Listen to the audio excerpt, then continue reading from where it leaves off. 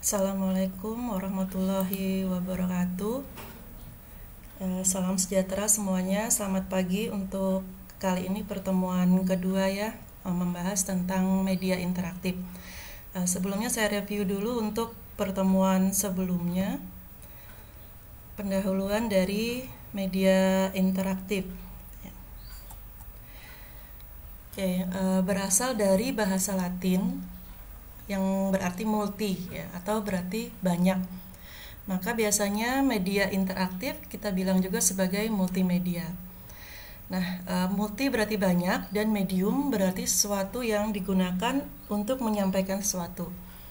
Menurut para ahli multimedia, yaitu pada tahun 1994 ya, menurut Pogan, multimedia adalah gabungan kombinasi dari video, teks, animasi, dan lainnya, di mana semua disalurkan dengan menggunakan komputer dan menggunakan elektronik lainnya. Kemudian pada tahun 1995, menurut Rada, multimedia adalah suatu perpaduan dari aliran media. Contohnya yaitu di mana suatu gambar bergerak ya, digabungkan dengan suara. Nah, di sini sudah mulai masuk ke gambar. Kemudian pada tahun 1999 oleh Molenda, Russell dan Smaldino dan Heinich ya, beliau berpendapat bahwa multimedia adalah suatu yang merujuk kepada bermacam kombinasi dari berbagai format media, di mana semuanya diintegrasi ke dalam bentuk informasi. Nah, dari beberapa pendapat ahli tersebut disimpulkan bahwa multimedia adalah suatu gabungan dari berbagai media, di mana isinya berupa grafik, audio, teks, dan interaksi. Nah, di mana semuanya disampaikan oleh pengirim melalui informasi ke penerima. Terbagi dari dua kategori, yaitu linear dan interaktif. Ya. Yang linear adalah multimedia yang tidak dilengkapi oleh alat pengontrol, di mana alat tersebut tidak bisa digunakan oleh pengguna. Nah, multimedia tersebut berjalan sesuai urutan, jadi tidak bisa tidak bisa dirubah ya sesuai urutannya. Contohnya adalah film dan TV. Sedangkan multimedia interaktif, multimedia yang dilengkapi oleh alat pengontrol, di mana alat tersebut bisa digunakan oleh pengguna. Jadi ada timbal balik antara multimedia tersebut dengan user ya. Nah, yang pertama teks ya. Teks ini adalah simbol yang berbentuk medium visual, di mana simbol digunakan untuk menjelaskan bahasa lisan. Teks itu terdiri dari berbagai macam tipe, misalkan Arial, Times New Roman, Comic Sans, dan banyak ya. Kemudian terdiri dari berbagai warna dan size atau ukuran. Teks juga memiliki ukuran yaitu size dan length. Yang length digunakan untuk menyatakan banyak dari teks dalam halaman. Jadi lebar teksnya ada berapa, nah itu kita sebut length. Sedangkan size digunakan untuk ukuran hurufnya, misalkan dia kapital atau dia huruf ukuran kecil atau besar gitu ya. Selanjutnya adalah grafik. Grafik adalah medium yang berbasis visual, jadi yang berbasis secara penglihatan ya, di mana semua gambar yang berbentuk dua dimensi disebut dengan grafik. Jika suatu gambar yang dirender dalam 3 dimensi, maka tetap disajikan juga dalam bentuk 2 dimensi. Grafik memberikan kenyataan atau menyajikan lewat ikon ya, atau ikonik. Jadi ikon-ikon. Nah, grafik yang memberikan kenyataan yaitu sebuah foto, sedangkan ikonik yaitu kartun. Baik. Lanjut lagi audio. Audio adalah medium yang berbasis suara, di mana suara bisa didengar dengan menggunakan salah satu indera kita, yaitu pendengaran.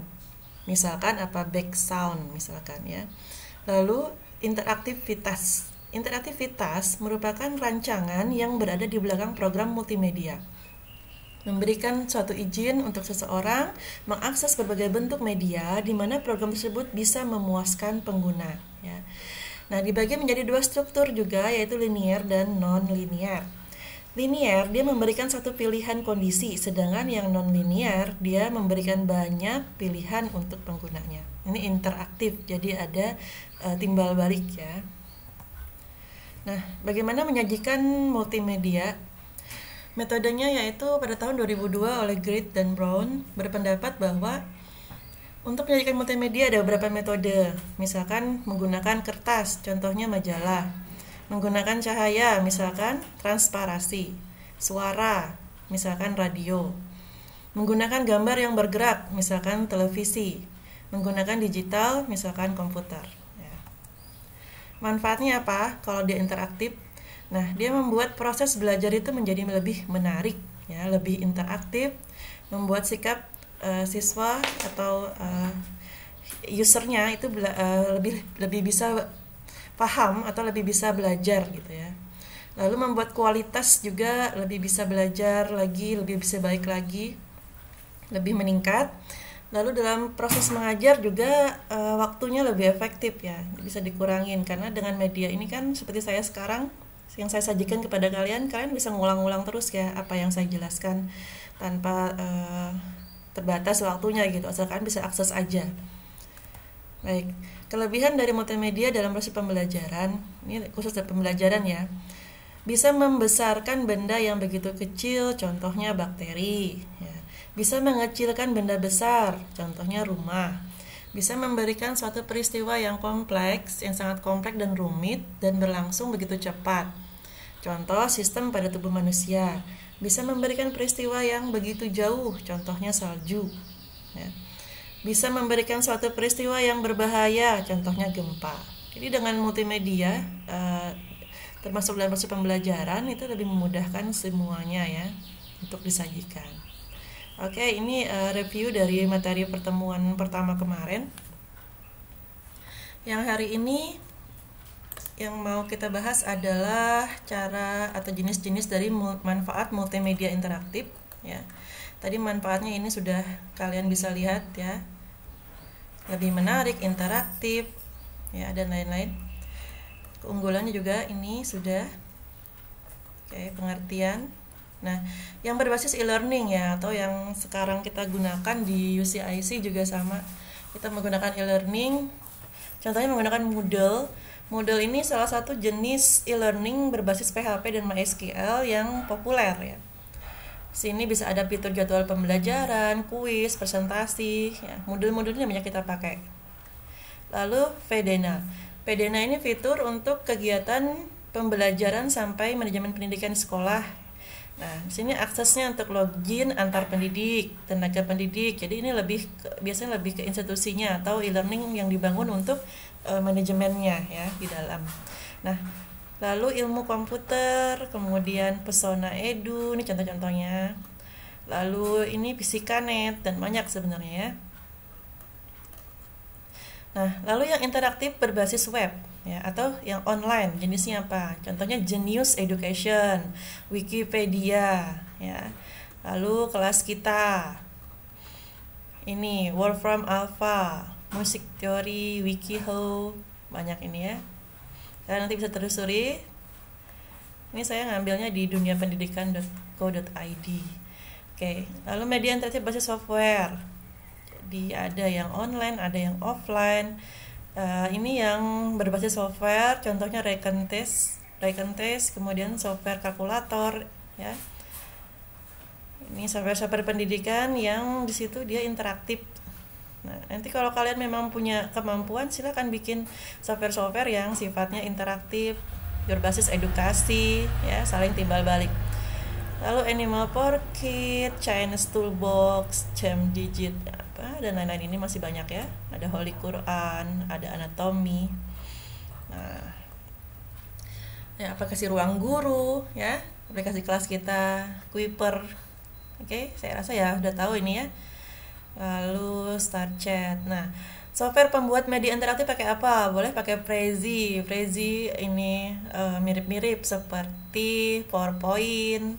PowerPoint juga boleh kalian pakai. Nah, nanti saya mintanya kalian bikin itu pakai PowerPoint aja dulu kalau memang yang lain belum dicoba ya. Atau kalau udah bisa bikin yang lain, pakai yang lain bisa pakai Prezi ini, Playpaper, Camtasia.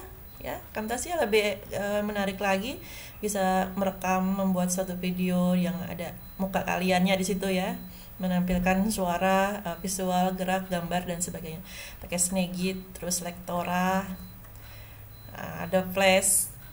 Windows Movie Maker, Microsoft PowerPoint. Nah, ini pakai yang ini pasti udah familiar kan, pakai ini. Gampang tuh. Apalagi PowerPoint sekarang udah kompatibel sama gadget-gadget kita, handphone ya. Kalian bisa langsung bikin video tuh pakai handphone, kayak PowerPoint di WPS Office itu ya. Bisa langsung. Lalu mau contoh-contoh multimedia interaktif, ada teks, grafik tadi yang Ibu jelaskan. Syarat-syaratnya ini ya. Nah, ini syarat-syarat ini sih untuk lomba ya. Biasanya nih kalau kalian mau ikutan lomba ya, ini ya syarat-syaratnya. Ya, kalian nanti bisa ikut lihat aja di dunia pendidikan ini ya. Coba-coba. Oke, ini karakteristik. Oke, Ibu rasa ini reviewnya tadi sudah. Kemudian hari ini yang kita lakukan adalah contoh-contoh data jenis dari media interaktif itu sendiri. Nanti Ibu berikan penugasan ya, agar kalian bisa membuat suatu media interaktif yang sederhana dulu. Ya, setidaknya nanti kalian bisa bikin itu dulu. Baik, saya sudahi. Nanti kalau ada pertanyaan silakan diskusi aja ya menggunakan e-learning kita atau di grup WhatsApp ya. Saya akhiri. Wassalamualaikum warahmatullahi wabarakatuh.